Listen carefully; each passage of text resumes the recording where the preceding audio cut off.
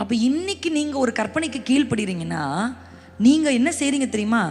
ஏதோ ஒரு பேங்க்ல போய் உங்கள் பிள்ளைங்க பேரில் காசு போடுற மாதிரி. உங்கள் கீழ்ப்படிதல் ஒரு இன்வெஸ்ட்மெண்ட். இன்னைக்கு நீங்கள் கர்த்தர் சொல்லுகிறதுக்கு கீழ்ப்படியும் போது you are investing in the kingdom of God. அப்போ அந்த இன்வெஸ்ட்மெண்ட் நீங்கள் போயிடலாம், நம்ம போயிடுவோம். இல்லை, எல்லாரும் போயிட்டு தான் இருக்கோம். எங்க இன்பேசு ராஜாவை பார்க்க போயிட்டு இருக்கோம். எல்லாரும் போய் சேர வேண்டியதுதான் ஒரு நாள். நம்ம போயிடுவோம். ஆனால் நம்ம கீழ்ப்படிஞ்சோம் பாருங்க, அந்த கீழ்ப்படிதல் ஒரு இன்வெஸ்ட்மெண்ட்டாக நம்ம பிள்ளைகளுக்கு இருக்கும். இன்னைக்கு உலகத்தில் நிறைய இன்வெஸ்ட்மெண்ட் பிளான் வந்துருச்சா? ஆமாம். நாங்கள் பேங்க்குக்கு போயிருக்கும்போது அங்கே பார்த்தேன், அங்கே ஒரு நோட்டீஸ் ஒட்டியிருந்தாங்க, ரொம்ப குறைந்த இன்வெஸ்ட்மெண்ட் பண்ணால் நிறைய காசு வர மாதிரி அதில் போட்டிருந்தாங்க. எனக்கு எப்படி க்யூரியஸ், நான் இன்வெஸ்ட் பண்ணுறதுக்காக பார்க்கல, க்யூரியஸ் எனக்கு என்னது இதுன்னு கொஞ்சம் படிச்சுட்டே வந்தேன். அதில் இருக்க வரிகள்லாம் படித்தா திடீர்னு ஆக்சிடென்ட் ஆகிட்டா அந்த காசு தருவாங்களாம். இப்போ நான் எதை எதிர்பார்த்து அதில் இன்வெஸ்ட் பண்ணுறது? எனக்கு ஆக்சிடென்ட் ஆகணும்னு எதிர்பார்த்து இன்வெஸ்ட் பண்ணுமா? பார்த்தீங்களா அந்த இன்வெஸ்ட்மெண்ட்டே எப்படின்னா, அதில் சும்மா நாங்கள் கேட்டோம், திடீர்னு ஆக்சிடென்ட் ஆகி திடீர்னு எதாவது செத்து போயிட்டா உங்களுக்கு காசு கொடுப்பாங்க. நான் சொன்னேன், அப்படி எதுவுமே ஆகலைன்னா தரமாட்டாங்க. என்னடா சொல்லி தரீங்க? இதுதான், அதாவது உங்களுக்கு ஏதாவது பலவீனம் ஏற்பட்டால் தருவோன்றது ஒரு வகை, அது வந்து மெடிக்கல் இன்சூரன்ஸ்ன்னு சொல்கிறாங்க. இது என்னன்னா, நீங்கள் செத்து போனால் தான் தருவோம். நீங்கள் திடீர்னு செத்து போகணுன்னே கட்டும் போது, ஒவ்வொரு மாதமும் கட்டும் போது எதை எதிர்பார்த்து கட்டுறது? அதில் எனக்கு புரியல. ஆமாம், இந்த பணக்காரங்களெல்லாம் இப்படிலாம் இன்வெஸ்ட் பண்ணாங்கன்னா அதுக்கே விஷம் கொடுத்து கொண்டு, ஏன்னா இவர் செத்தாதான் அந்த காசு வரும்னு சில பேர் இருப்பாங்க. எதை எதிர்பார்த்து? இந்த உலகம் எதையோ கொண்டு வந்து நூதனமான இன்வெஸ்ட்மெண்ட்ஸை கற்றுக் கொடுக்குது. வேதம் என்ன கற்றுக் கொடுக்குது? ரொம்ப அழகு வேதம்.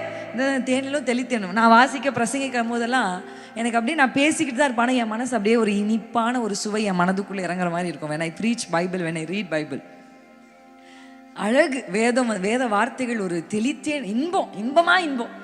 வேதம் நமக்கு கற்றுக் கொடுக்குது என்ன தெரியுமா? உன் கீழ்ப்படிதல் ஒரு இன்வெஸ்ட்மெண்ட். கட்டளைக்கு நீங்க கீழ்ப்படியும் போது உங்களுக்கு மட்டும் ஆசீர்வாதம் வராம உங்க ஜெனரேஷன்ஸ்க்கும் அந்த ஆசீர்வாதத்தை நீங்க வெற்றி போய். ஒருவேளை உங்களால 1 லட்சம் 2 லட்சம் 3 லட்சம் 10 லட்சம் உங்க பிள்ளைகளுக்கு சேர்க்க முடியாம இருக்கலாம். ஆனா கீழ்ப்படிதல் என்பது அதை விட விலை மதிப்புள்ளது. 10 லட்சம் செய்ய முடியாததை உங்கள் கீழ்ப்படிதல் உங்கள் பிள்ளைகளுக்கு எளிதாக வாங்கி தரும். ஹல்லேலூயா, ஆமென். எத்தனை பேர் நம்புறீங்க?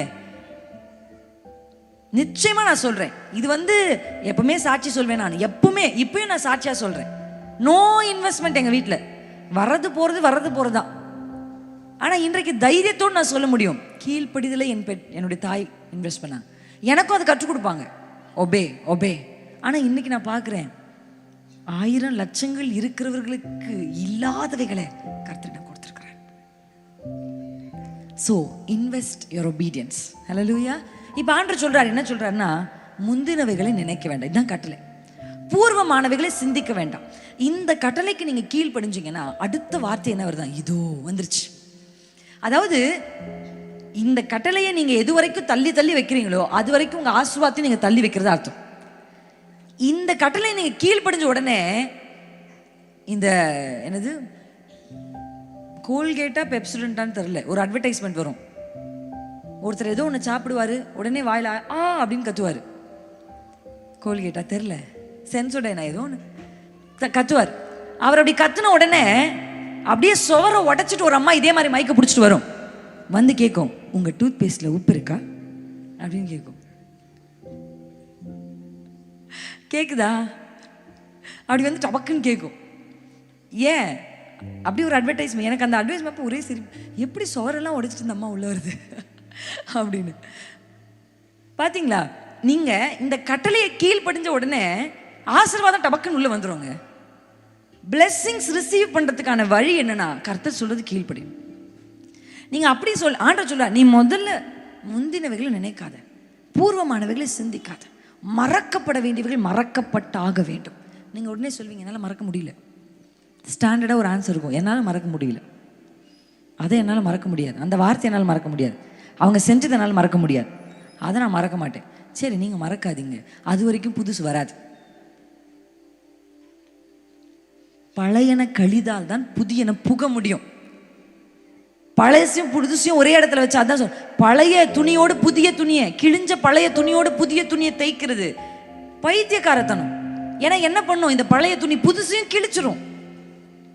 அதனால பழசையெல்லாம் நம்ம தூக்கி எறியணும்னு கர்த்தர் விரும்புறாரு. எத்தனை பேர் ஆமேன்னு சொல்றீங்க? போன வருஷம் நடந்த பிரச்சனை இன்னும் தூக்கி வச்சு, இன்னும் முறுக்கி, இன்னும் வைராக்கியம் பாராட்டிருக்கீங்களா? கர்த்தர் சொல்ல, நீ அதை இன்றைக்கு விட்டே ஆகணும். அல்லேலூயா.